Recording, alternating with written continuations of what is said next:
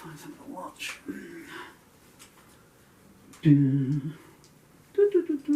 Okay, hi, how you doing? I swear, off mic, I had this right where it should be, vocal-wise.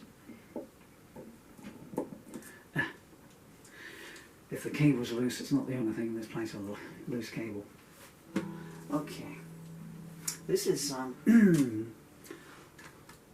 this is a pair of glasses. This is I'm going to try and do Me and the Princess. This is a song I only ever sang once live on stage, and that was an electric version when I was auditioning musicians for the Dark Christ material, and I turned up Ship of Fools. Is that what they call themselves? Never a good idea this. But, I mean, you're just asking yourself for, a hassle if you're going to call yourself that. But anyway, the drummer was a friend of mine. Hi Chris, how you doing? What have you been doing the last 30 years? Really? Bet your eyesight's pretty bad. But you can't even see those toms now, can you? Oh, that is someone. Sorry, he's a lovely guy. On the news this morning, and it said there's this thing at the moment where people are throwing things on stage at musicians, and it said Harry Styles is the latest person to have something thrown on stage at him. I just thought, well, it wasn't talent. Adele laughed at it and said, this comes just after a week after Adele said to people, don't you dare throw things at me, And again, I don't think there's any bad way, but maybe if they threw donuts, it might be a different situation. Like, oh, all right then, donuts are allowed. I have visions of, remember that Simpsons one where he's in space and the crisps get out and he's zipping around on Space Odyssey. So I just have visions in my head. It's just the way my brain thinks of Adele in slow motion, pirouetting around donuts as the audience were throwing them at her.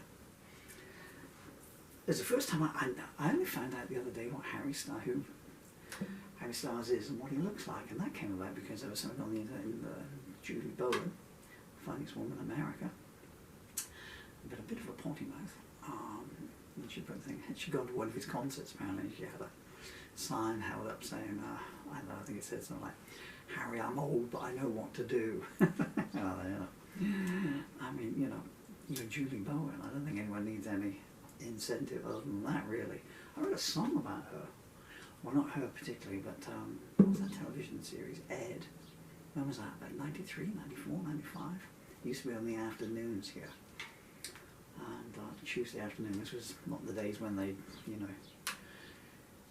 you get 15 episodes or something. You actually had to wait a week for the next episode. And she played a lady called Carol Vesey. And I wrote a song called The Best of Me, playing on words of Vesey, about the lovely Julie Bowen. Where am I going with this? Yeah, so I'm going to try and do Me and the Princess, which is one of my story songs. Oh, it may come out, it may not. And of course it's... So this is a slow acoustic version of it. And I wish I could hear my voice. You're all there going, I wish we couldn't, but...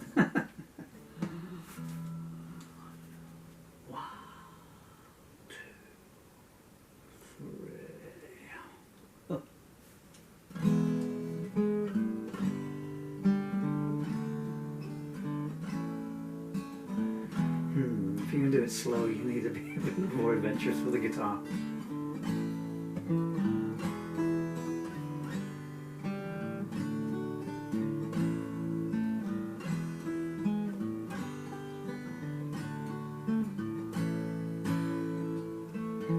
Princess came from a broken home where she'd taken many knocks.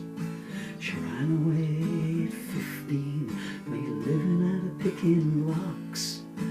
One thing was understood all around, she belonged to a guy they called the big man, and anyone who messed with her was gonna wind up with no hands. I met her in a bar one night when the temperature was 9 below. 4 months later we're still together and I'm keeping my head low. But she had a restless search. She never liked things being easy. She started staying out all night, saying, I don't care who sees me. I threw my cards in front of her.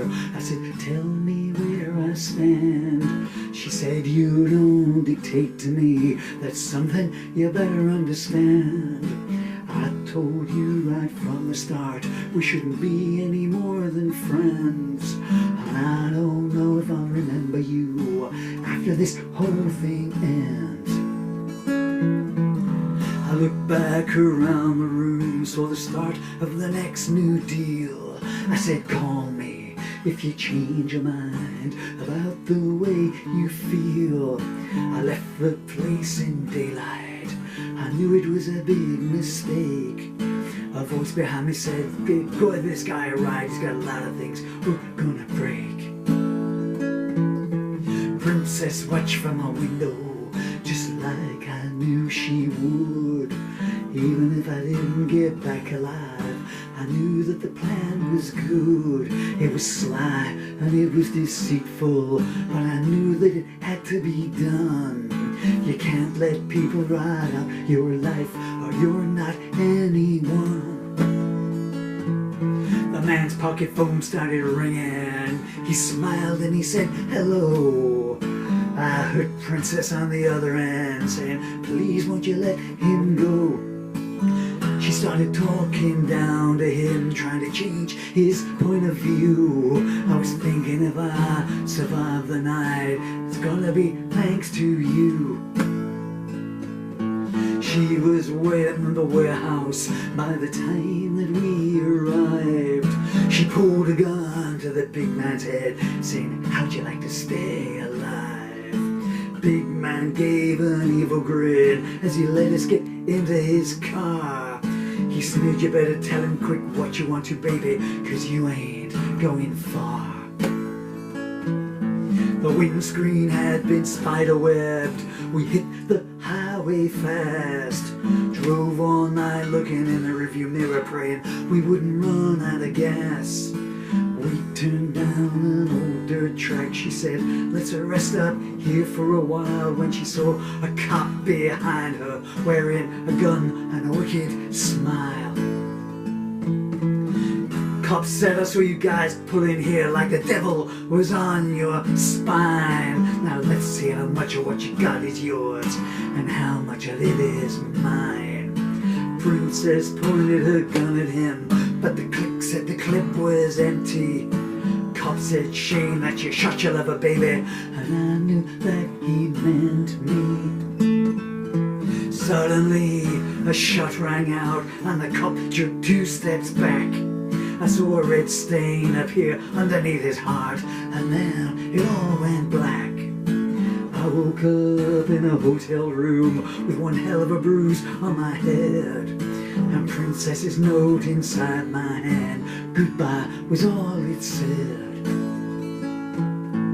Next thing I know about anything, it was on the next day's news.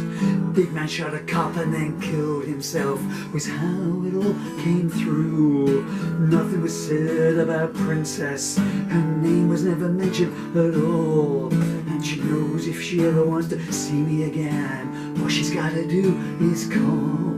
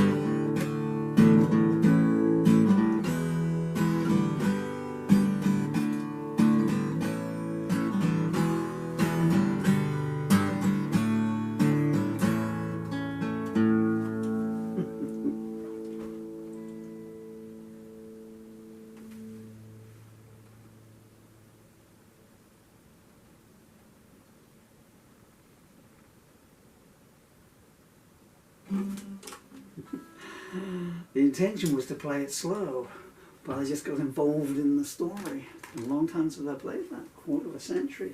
Quarter of a damn century, man.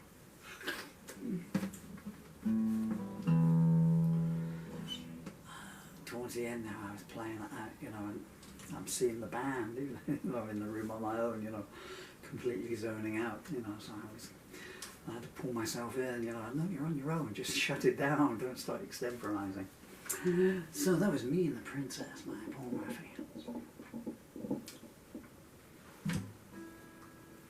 Wherever you're to in the world, hope you're having a great day. And if you know someone that isn't having a great day, go around and cheer them up, huh?